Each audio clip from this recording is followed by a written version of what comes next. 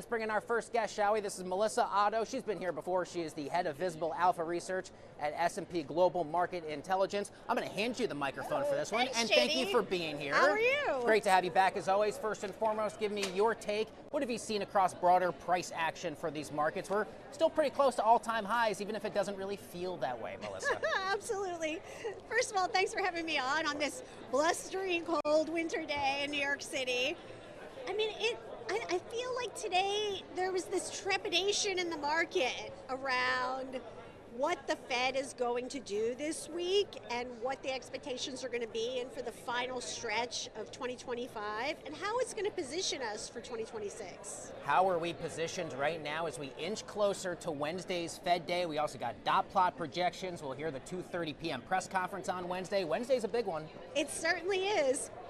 I mean, I think S&P Global Market Intelligence is looking for 25 basis points. There is chatter of a 50 basis points cut in the market. So I think depending on what the data tells Fed Chair Powell, I think it's going to really gauge in terms of how that risk on, risk off trade goes. Yeah, of course. And of course, there's a difference, of course, with the Fed balancing both sides of its dual mandate, trying to control prices on the one hand, Exactly. trying to maximize employment on the other. No easy task for the FOMC. No easy task. I want to get your sense on Oracle earnings. The stock has risen 5 out of the last 7 earnings calls. The average gain for Oracle stock is up 17%. It can move a lot after earnings. What's on your radar this week for it? Oracle's a wild one. It is the levered bet in the space, and Visible Alpha consensus is looking for $16 billion in total revenues, $7 billion in operating profit, so just over 40% operating profit margins, and $8 billion in cloud revenue growth in the quarter. So those are really, I think, the numbers to meet or beat, and then all eyes are going to be on the guidance.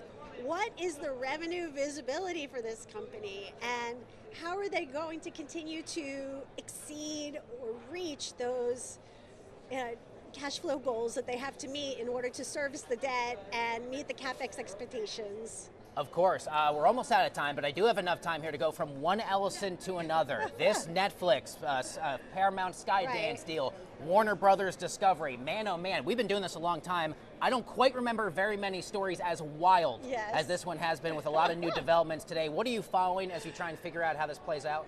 Absolutely, it's a wild story. It's certainly very interesting. We're watching it very closely.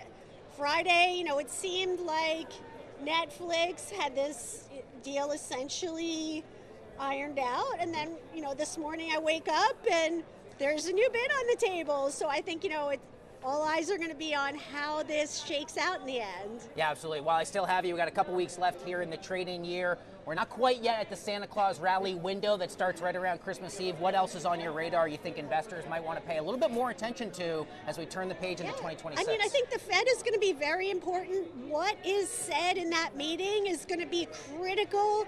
It could potentially be a catalyst that sends us into the end of the year with a Santa Claus rally. I know I'm certainly watching that. Yeah, I know we are as well. Melissa Otto is the head of Visible Alpha Research at S&P Global Market Intelligence. Thank you for kicking off the broadcast as always. Thank you so much. It's been great to have you. Enjoy Fed Day, by the way, Wednesday. We'll talk with you after that.